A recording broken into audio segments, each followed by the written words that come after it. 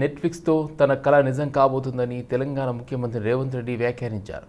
Netflix island studios విస్తరణకు తమ ప్రభుత్వం నుండి పూర్తి సహకారం ఉంటుందని స్పష్టం చేశారు.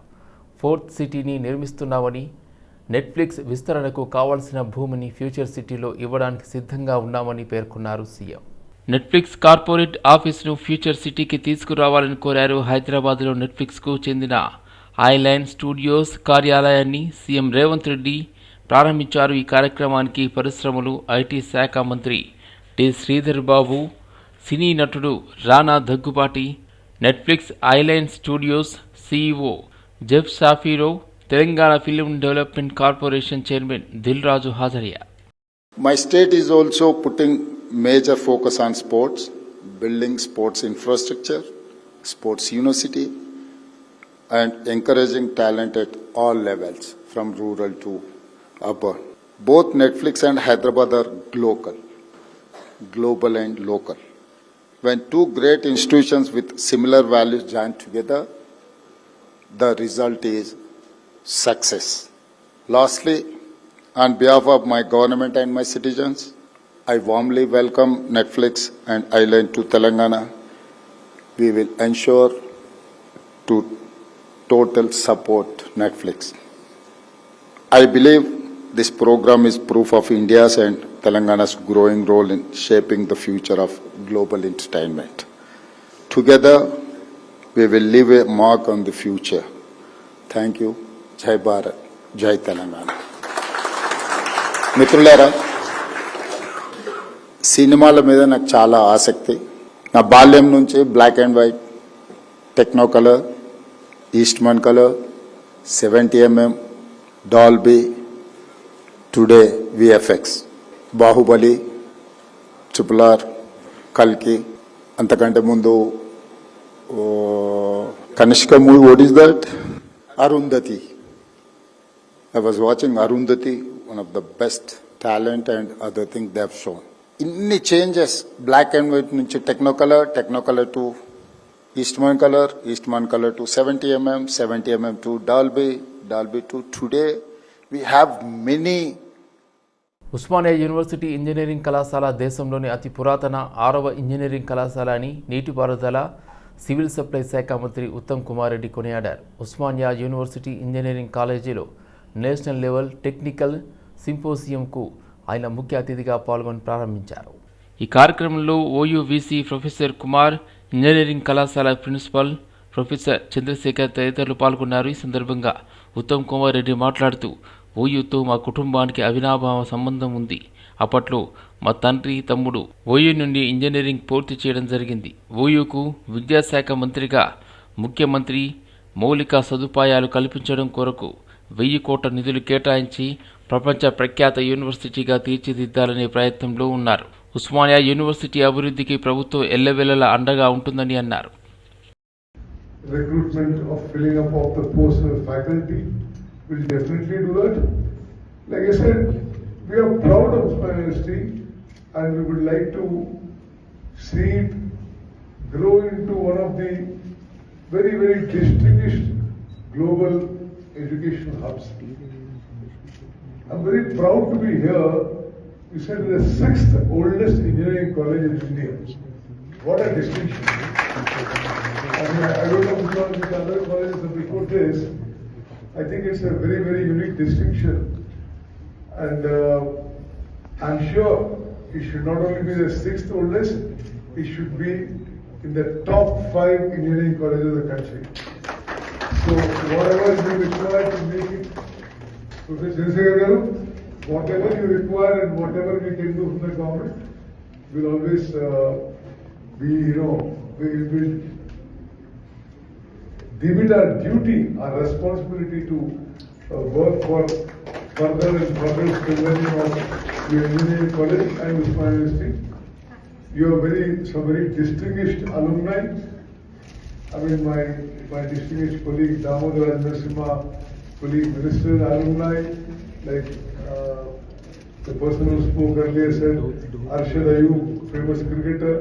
I mean, actually you have a number of people, you have a number of people all over the world. ఢిల్లీలో భువనగిరి లోక్సభ సభ్యుడు చామల కిరణ్ కుమార్ రెడ్డి ప్రెస్ మీట్ నిర్వహించి బీఆర్ఎస్ బీజేపీ నాయకులపై తీవ్ర విమర్శలు చేశారు. ఈ సందర్భంగా ఆయన మాట్లాడుతూ పార్టీ ఫిరాయింపులపై కాంగ్రెస్ నేత రాహుల్ గాంధీని విమర్శిస్తూ కేటీ రామారావు మాట్లాడడం విడ్డూరంగా ఉందన్నారు. ఒకసారి ఫామ్ హౌస్కు వెళ్లి మీ తండ్రి చంద్రశేఖరరావును అడగాలని సూచించారు. కొత్తగా ఏర్పడిన తెలంగాణ రాష్ట్రంలో ఏకాభిప్రాయం చేయాలనే ఉద్దేశంతోనే కేసీఆర్ పార్టీ ఫిరాయింపులకు పాల్పడ్డారని ఆరోపించారు. పార్టీ ఫిరాయింపుల మీద కేటీఆర్ గారు మాట్లాడుతూ రాహుల్ గాంధీ గారి ప్రోత్సాహంతో ఈ పార్టీ ఫిరాయింపులు జరుగుతున్నాయని, రాహుల్ గాంధీని అవహేళన చేస్తూ మాట్లాడుతూ ఒక హీరోలా భావిస్తుండవు. ఆయన ఏదో గొప్ప విషయాలు చెప్పినట్టు. కేటీఆర్ గారికి ఒకటి చెప్పదలుచుకున్నాను. ఒక్కసారి ఫామ్ హౌస్కి పోయి మీ నాయన కేసీఆర్ నడుగు ఫిరాయింపుల గురించి చెప్తాడు. ఏ స్థాయి ఫిరాయింపులను ప్రోత్సహించిండు అనేది. ప్రతిపక్షాలను ఉండనీయకుండా ప్రతిపక్షాలు కొత్తగా వచ్చిన తెలంగాణ రాష్ట్రంలో ఏకపాత్రాభినయం చేయాలన్న ఉద్దేశంతో కేసీఆర్ గారు ప్రతిపక్ష పార్టీలను నిర్వీర్యం చేసిన విధానాన్ని ఒకసారి మీ నాయనని అడిగితే చెప్తాడు. ఫిరాయింపులకు ఈ దేశంలోనే ఫిరాయింపులు అనే దానికి మొట్టమొదటిసారిగా ఏ స్థాయిలో చేయొచ్చో మీ నాయన ఎప్పుడు ఇంకా ఆడియోలు కావాలంటే యూట్యూబ్లో కొట్టి చూడు. ఏం చెప్పిండు? అవసరం అయితే తీసుకుంటాం రా భయ్, అవసరమైతే మంత్రి పదవి కూడా ఇస్తాం రా భయ్, ఒకవేళ టాలెంట్ ఉన్నోడు ఉంటే ఆయనకి మంత్రి పదవి కూడా ఇస్తా అని చెప్పినటువంటి పరిస్థితి తెలంగాణ కొత్త రాష్ట్రంలో జరిగింది. కొత్త రాష్ట్రంలో మంచి సంప్రదాయాలకు దారి తీసినట్టయితే మీరు మంచి పనులు చేసి ఆ తర్వాత వచ్చే పార్టీలు కూడా అదే సాంప్రదాయాన్ని పాటిస్తాయి. కొత్త రాష్ట్రంలో మనం తీసుకున్న సాంప్రదాయాలు ఈరోజు పరంపరగా మారినాయి. 2021 మార్చి 12న ఆవిర్భవించిన వైసీపీ 15 ఏళ్లు పూర్తి చేసుకుని 16వ సంవత్సరంలోకి అడుగుపెట్టిన సందర్భంగా తాడేపల్లిలోని పార్టీ కేంద్ర కార్యాలయంలో వేడుకలు మిన్నంటాయి. ఈరోజు జరిగిన పార్టీ ఆవిర్భావ దినోత్సవం వేడుకలు కార్యక్రమంలో పార్టీ అధినేత జగన్ వైసీపీ జెండాను ఆవిష్కరించి కార్యకర్తలను ఉద్దేశించి ఉద్వేగభరితంగా ప్రసంగం చేశారు. పార్టీ భవిష్యత్తుపై పూర్తి విశ్వాసాన్ని వ్యక్తపరిచారు. నల్లకలువలో ఇచ్చిన మాట కోసమే ఈ పార్టీ పుట్టిందని జగన్ గుర్తు చేశారు. తాను ఇచ్చిన ఆ ఒక్క మాట రాష్ట్ర రాజకీయాల దిశను మార్చివేసిందని ఆయన అన్నారు.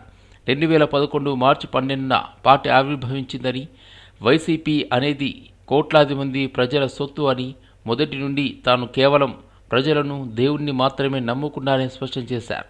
రాజకీయాల్లో విలువలు, విశ్వసనీయతకు వైసీపీ ఎప్పుడు కట్టుబడి ఉంటుందని చెప్పారు. 2011 మార్చి 12వ తారీఖున పుట్టిన ఈ పార్టీ ఈ రోజుకి 15 సంవత్సరాలు పూర్తయి, ఈరోజు దేశంలోనే వైఎస్ఆర్ కాంగ్రెస్ పార్టీ అన్నది ఒక మార్క్. ఈరోజు దేశ రాజకీయాలలో ఈరోజు ప్రబలంగా కనిపిస్తా ఉన్న మార్కు. 15 సంవత్సరాల కిందట ఈ పార్టీ ఎలాంటి పరిస్థితిలో పుట్టింది అన్నది మనం అందరం కూడా ఒక్కసారి జ్ఞాపకం తెచ్చుకుంటే, ఈ పార్టీ ఆ రోజు నల్ల కాలువలో ఇచ్చిన ఒక మాట ఈరోజు వైఎస్ఆర్ కాంగ్రెస్ పార్టీ స్థాపనకు, ఎదుగుదలకు కారణమైంది. ఆ ఒక్క మాట నా కుటుంబ పరిస్థితులను మార్చింది. ఆ ఒక్క మాట రాష్ట్రంలో దిశ మార్చింది. ఆ ఒక్క మాట వైఎస్ఆర్ కాంగ్రెస్ పార్టీ అంకురార్పణకు శ్రీకారం చుట్టింది. విలువలతో కూడిన రాజకీయాలు మర్చిపోయి ఉన్న పరిస్థితుల మధ్య విలువలు, విశ్వసనీయత అన్న పదాలకు అర్థం చెబుతూ వైఎస్ఆర్ కాంగ్రెస్ పార్టీ పుట్టుక, ఆ తర్వాత ఎదుగుదల కొనసాగింది. ఈరోజు కూడా నేను ఒకటే చెప్తా ఉన్నాను. ఈరోజు వైఎస్ఆర్ కాంగ్రెస్ పార్టీ అన్నది ఒక్క జగన్ది కాదు. ఈరోజు వైఎస్ఆర్ కాంగ్రెస్ పార్టీ అన్నది కొన్ని కోట్ల మంది వైఎస్ఆర్సీపీ. ఇందిరమ్మ ప్రభుత్వం అందరికీ అండగా నిలబడుతుందని, ఇల్లు కోల్పోయిన వారికి ప్రభుత్వం ఇళ్ల స్థలాలు కేటాయించడం హర్షణీయమని మాజీ కార్పొరేటర్ విజయారెడ్డి పేర్కొన్నారు. సోమాజిగూడ ప్రెస్ క్లబ్లో ఏర్పాటు చేసిన విలేకరుల సమావేశంలో నాడు ఇల్లు కోల్పోయిన 9 మంది మహిళలతో కలిసి మాట్లాడారు. ఈ సందర్భంగా విజయారెడ్డి మాట్లాడుతూ గత ప్రభుత్వ హయాంలో నిమ్స్ ఆసుపత్రిని అభివృద్ధి చేస్తామని పేర్కొంటూ ఎర్రమంజిల్లోని కొంతమంది ఇండ్లను ఇష్టారాజ్యంగా కూల్చివేతలు చేశారని, అందులో 9 మందికి ప్రస్తుతం కాంగ్రెస్ ప్రభుత్వం ఎర్రమంజిల్లోనే ఇళ్ల స్థలాలను కేటాయిస్తూ జీవో విడుదల చేయడం హర్షణీయమని తెలిపారు. అప్పటి బీఆర్ఎస్ ప్రభుత్వం నిరంకుశంగా ఇంట్లో పేషెంట్ ఉన్నా కూడా చూడకుండా ఇండ్ల కూల్చివేతలు చేశారని, అప్పటి నుండి తాము న్యాయస్థానంలో ఇదే విషయమై పోరాటం చేశామని, పేదల పార్టీగా పేరున్న తమ కాంగ్రెస్ పార్టీ అధికారంలోకి రాగానే ముఖ్యమంత్రి రేవంత్ రెడ్డి, మంత్రి పొంగులేటి శ్రీనివాసరెడ్డిల సహకారంతో ఈ 9 మంది మహిళలకు ఇదే ఎర్రమంజిల్లో ఇళ్ల స్థలాలను కేటాయిస్తూ జీవోను తేవడం సంతోషకరమని అన్నారు. ఈరోజు ఎర్రమంజిల్లో ఉన్న నిమ్స్ ఎక్స్టెన్షన్ కోసం 2023 ఫిబ్రవరిలో అర్ధరాత్రి పట్టాలున్నా కానీ కొన్ని ఇళ్ళు నేలమట్టం చేసి వాళ్ళకి ఏ ఆదాయం ఇవ్వకుండా వాళ్ళని రోడ్డు బయటికి వేశారు. ఆ రోజు మేము ఎంతో అడ్డుకున్నా కానీ ఒక యుద్ధ వాతావరణం కల్పించి దాదాపు 200-300 మంది పోలీసులతోటి అక్కడున్న వాళ్ళని అందరినీ కూడా వేకేట్ చేయించి వాళ్ళ సామాన్లు, కనీసం సామాన్లు కూడా బయటికి తీసుకోనికుండా ఆ ఇంట్లో ఒక ఆయన ట్రీట్మెంట్ తీసుకుంటూ పేషెంట్గా బెడ్ మీద ఉన్నా కానీ వాళ్ళకి టైం ఇవ్వకుండా అమానుషంగా ఆ రోజు తీసేస్తామని వాళ్ళు అక్కడికి వస్తే మేము వెళ్ళి అప్పుడున్న రెవెన్యూ అధికారులను బతిమలాడుకున్నాం, చెప్పినాం మాకు కొంచెం టైం అనే ఇవ్వండి, వేరే ఆల్టర్నేట్ చూసుకొనన్నా వెళ్ళేటట్టు. అంటే వినకుండా అందరినీ కూడా సరే అని రాత్రి 200 మంది పోలీసు వాళ్ళని తీసుకొచ్చి అడ్డం వచ్చిన వాళ్ళని అందరినీ కూడా అరెస్ట్ చేసి నన్ను మహిళా కానిస్టేబుల్ లేకపోయినా కానీ సిఐ గారే వాళ్ళు ఫిజికల్గా మా అందరినీ కూడా అక్కడి నుంచి తీసుకెళ్ళిపోయి రాత్రంతా ఎస్ఆర్ నగర్ పిఎస్లో పెట్టడం జరిగినది. ఆ రోజు కనీసం సామాన్లు కూడా బయటికి తీసుకోకుండా సామాన్లతో పాటు వాళ్ళ పేదోడి గూడ. హైదరాబాద్లో చేతి వృత్తిదారుల సంఘాల ఆధ్వర్యంలో మహాధర్నా నిర్వహణకు సన్నాహకాలు ప్రారంభమయ్యాయి. ఈ నేపథ్యంలో నగరంలోని వృత్తిదారుల భవనంలో మహాధర్నాకు సంబంధించిన పోస్టర్ను సమన్వయ కమిటీ రాష్ట్ర కన్వీనర్ ఎంవి రమణ ఆవిష్కరించారు. ఈ సందర్భంగా ఆయన మాట్లాడుతూ తెలంగాణ రాష్ట్ర ప్రభుత్వం 2026-27 ఆర్థిక సంవత్సరానికి ప్రవేశపెట్టబోయే బడ్జెట్లో చేతి వృత్తిదారుల సంక్షేమానికి 25,000 కోట్లు కేటాయించాలని డిమాండ్ చేశారు. గత బడ్జెట్లో కేటాయించిన నిధులను మార్చి నెలాఖరు వరకు పూర్తిగా విడుదల చేసి ఖర్చు చేయాలని కూడా కోరారు. ఎన్నికలకు ముందు కామారెడ్డిలో ప్రకటించిన బీసీ డిక్లరేషన్ హామీలను ప్రభుత్వం అమలు చేయడం లేదని ఆయన విమర్శించారు. ప్రతి సంవత్సరం బడ్జెట్లో 25,000 కోట్లు కేటాయిస్తామని చెప్పి అమలు చేయకపోవడం బాధాకరమని తెలిపారు. నిధులు కేటాయిస్తామని చెప్పారు. 5 ఏళ్ళు 25 కోట్ల 1,25,000 కోట్లు చేస్తామన్నారు. కానీ 25,000 కోట్లు కాదు కదా, 1000 కోట్లు కూడా కేటాయించిన డబ్బుల్ని ఖర్చు చేయకపోవడం చాలా బాధాకరం. 11 రకాల ఫెడరేషన్లు గత ప్రభుత్వం కేటాయిస్తే ఫెడరేషన్లు ఉట్టి నాకే వాస్తే బోర్డు లాగా ఉంది తప్ప వాటికి నిధులు లేవు, విధులు లేవు, అధికారం లేదు, డబ్బులు లేవు.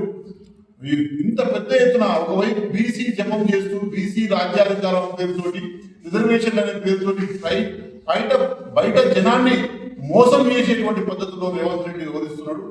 కాబట్టి మాటలు చెప్పడం కాదు, చేతల్లో ఆచరణలో ఉండాలి. రాజకీయ చైతన్యం కూడా బీసీలలో, చేతి వృత్తిదారులలో పెద్ద.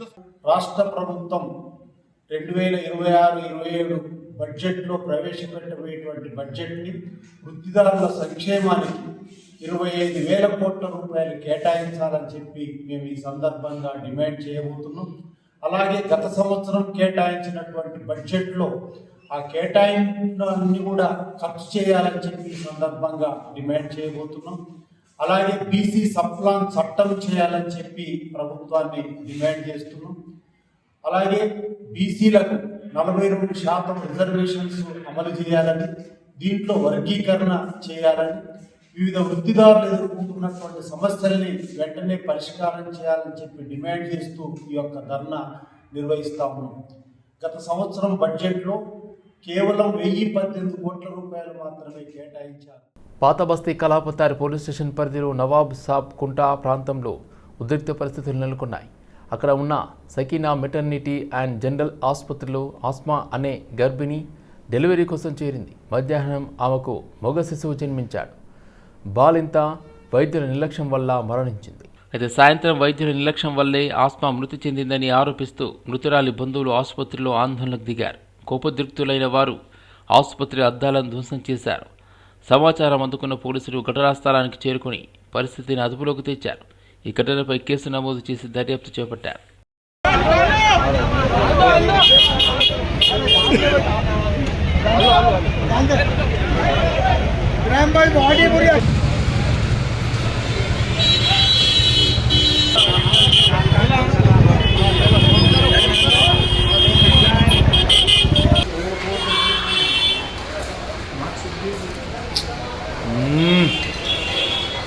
ఈరోజు పోలీస్ స్టేషన్ కాలాపత్తర్ లిమిట్స్లో ఈ సకీనా హాస్పిటల్లో ఒక పేషెంట్ చనిపోవడం జరిగింది.